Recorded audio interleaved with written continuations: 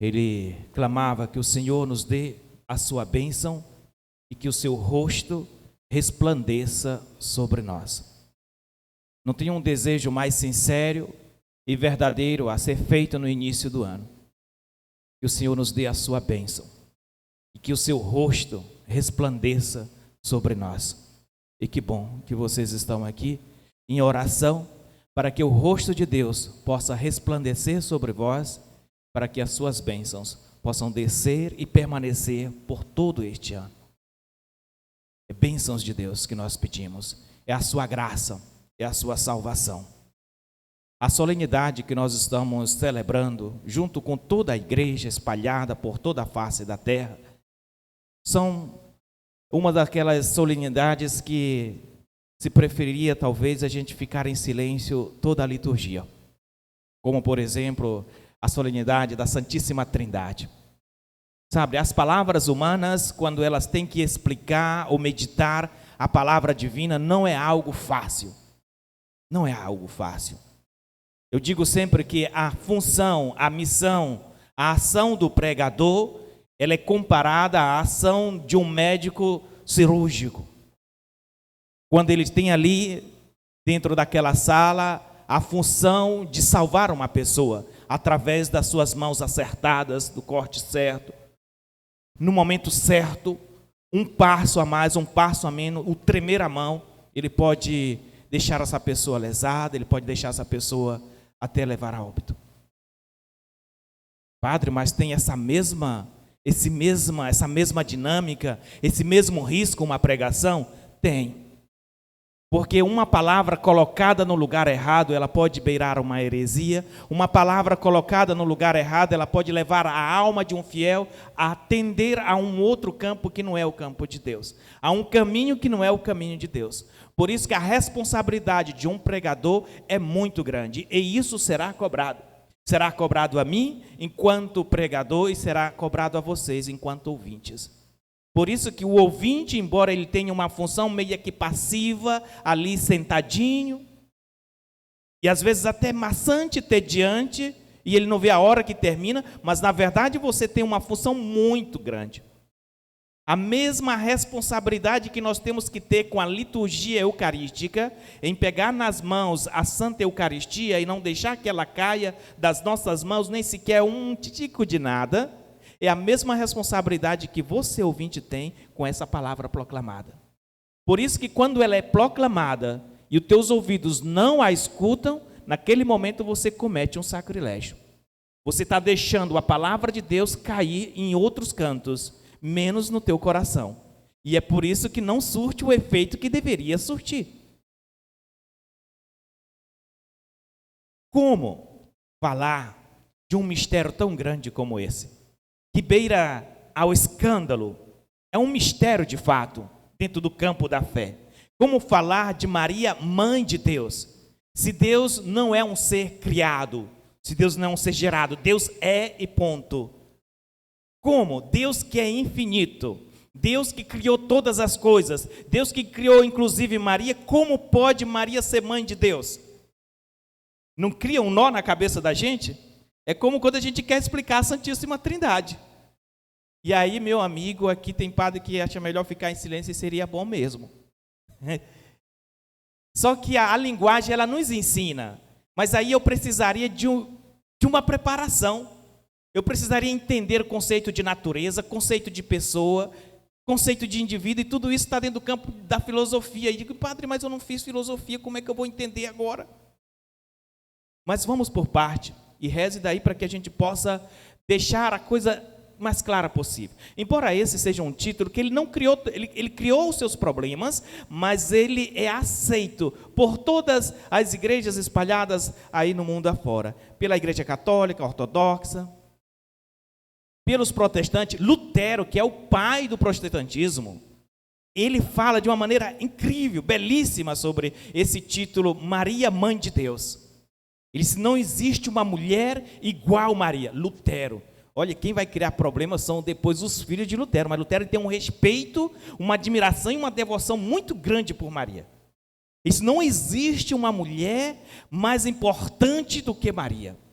Porque ela concebeu um filho do Espírito Santo. E ele diz, e que filho? Ele diz, e que filho? Ele disse, nós deveríamos parar e meditar tantas vezes o que significa Maria ser mãe de Deus. Neste título encerra toda a grandeza da nossa mãe. Mas como pode Maria ser a mãe de Deus? De uma forma bem clara e quase que lógica, Jesus, nós acreditamos, e aqui ninguém duvida disso, que Jesus é filho de Deus. É a segunda pessoa da Santíssima Trindade, e ele é filho de Deus e ele é Deus. Ninguém duvida de que Jesus é Deus. Se Jesus é Deus, é o filho de Deus e é Deus, e ele é filho de Maria, logo, Maria é mãe de Deus. Está vendo? Por uma questão de lógica. Ele é filho de Deus, ele é filho de Maria, Maria é mãe de Jesus, então Maria é mãe de Deus. Mas Jesus, o que é que ele pega desta mãe? Por que que Maria se torna a mãe de Deus nesse sentido? Porque Jesus, ele tem uma natureza, tem duas naturezas, a natureza humana e a natureza divina. Deus, Jesus, é totalmente homem, menos no pecado, e totalmente Deus. Essa natureza humana, de quem foi que Jesus pegou? Aonde foi que Jesus pegou essa natureza humana? Diz que o verbo se encarnou. Quando ele se encarna onde? Em Maria. Ele pega toda a genética, o DNA, do ponto de vista da natureza humana, ele pega de Maria, gente. Ele não é que ele chega e passa por Maria. Não, ele é de Maria, ele nasce de Maria. Concebido pelo Espírito Santo, e aqui tem essa dimensão totalmente divina de Jesus, né? Mas também por Maria. Gerado pelo Espírito Santo e concebido por Maria. Maria concebeu. Então tem essa dimensão humana. Você quer um exemplo mais claro? Porque às vezes os exemplos ele esclarece mais. Vamos para o exemplo. Um filho. Tem aqui uma criança aqui. Esse menino, quando ele nasceu, ele nasce com as características do pai e da mãe. Ponto de vista da genética, biologicamente falando. Tem um rostinho, se tiver um olho meio japonês, vai parecer com um olhinho meio japonês. Se tiver a cor, vai parecer com o pai, vai parecer com a mãe. Mas a alma desta criança não foi a Jéssica que deu. Não foi o pai desta criança que deu. A alma que está neste corpo foi o próprio Deus que deu. Essa dimensão espiritual não vem de mim. Não fui eu que gerei a alma do meu filho. No entanto, quando eu chamo de filho, eu não sou só filho do corpo, não sou mãe só do corpo dele. Eu sou mãe dele por inteiro. Não tem como eu separar o espírito do corpo. Então Jesus, o espírito que se encarna, recebe essa natureza totalmente gerada de Maria, e ela é mãe por isso, porque ela dá a humanidade dela a Jesus, mas essa dimensão espiritual, que vem do próprio Deus, que somente o Pai pode dar, não foi Maria que deu. Ela é mãe do Deus Filho. Ela não é mãe do Deus Pai, do Deus Espírito. Ela é mãe do Deus Filho feito homem. Só que não tem como separar. E por isso ela vai ser mãe de Deus nesse sentido. Porque Jesus, ele é Deus, homem, divino, nas duas naturezas. Criou uma confusão? Deu para entender? Eu acho que não dá para criar muita confusão. Não dá para você dizer, mas aí parece ilógico. Pode ser até ilógico, mas é teológico, gente. Não tem como ela não ser mãe de Deus. Nesse sentido. Não que ela gerou Deus, no sentido que criou Deus Pai. Não, senão aí vai criar uma outra confusão. Então Maria está maior do que Deus? Não, não é assim. Ela é mãe desta forma, como eu falei para vocês, quando ela dá a sua própria natureza humana a Jesus Cristo. E essa dimensão humana está em Jesus. E essa dimensão humana hoje está no céu. Isso é muito bonito. É de um mistério realmente a gente ficar ali parado e contemplar. Nós deveríamos até aprender com ela.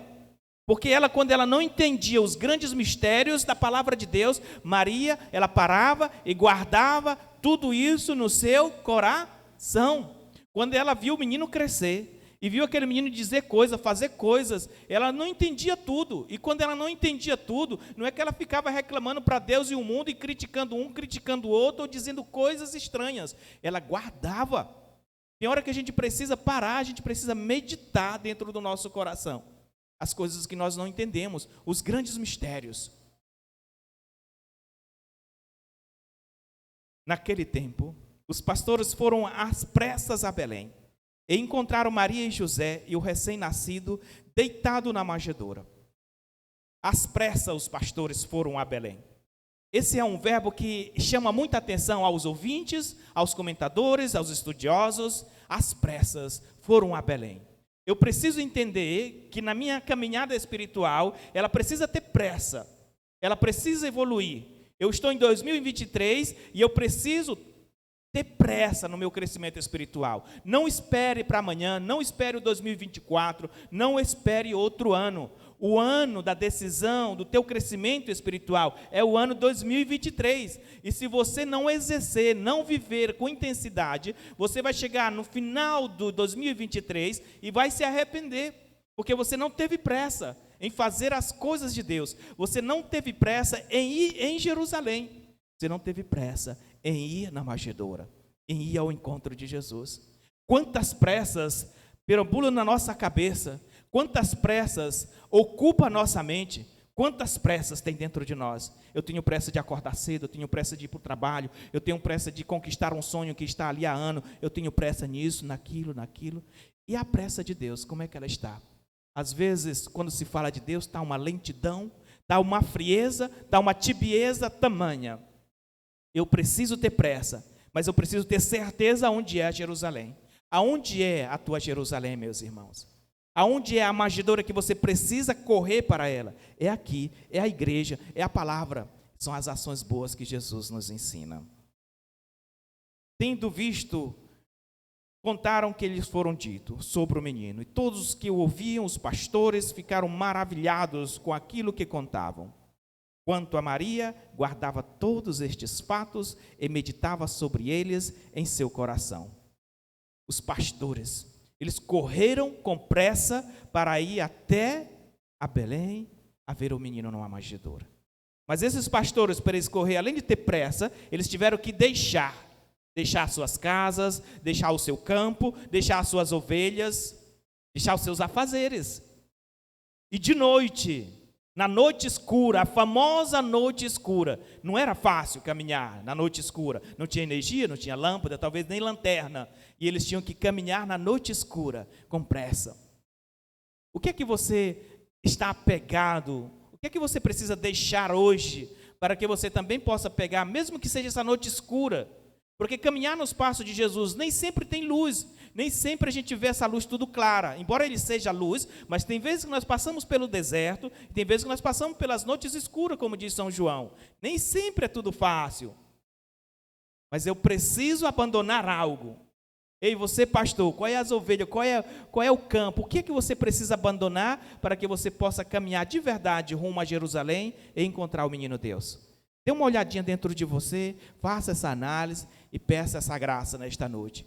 Me ajude, Mãe de Deus, a aprender a caminhar nos passos dos teus filhos. Voltando ao discurso da nossa mãezinha do céu, para a gente fechar o discurso sobre essa solenidade. Maria, ela é mãe de Jesus também do ponto de vista, não só físico, metafísico e espiritual. E quando a gente fala dessa dimensão espiritual, é muito importante. Porque um dia Jesus vai dizer, quem é minha mãe? E aí a palavra vai para frente, na narrativa vai dizer, minha mãe, meus irmãos, são todos aqueles que fazem a vontade do Pai. Vocês estão vendo?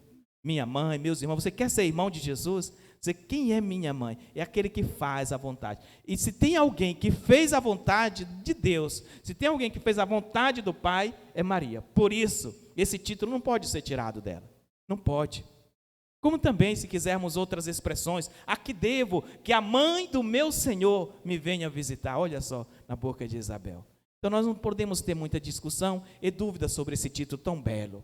De Maria, mãe de Deus e mãe nossa. Essa mãe espiritual. E você também é chamado a ser pai espiritual. Você também é chamado a ser mãe espiritual. Como dizia ontem, citando Santo Agostinho, Maria, ela concebeu na alma, na fé, no coração, antes de conceber aqui no ventre o próprio Jesus. Nós não temos a honra de conceber Jesus no corpo, mas nós temos a graça de conceber Jesus na alma. E se as almas que estão aqui atentas, ouvindo a palavra de Deus hoje, forem capazes de conceber Jesus, ele nasce, ele cresce, ele pega forma, ele se expressa.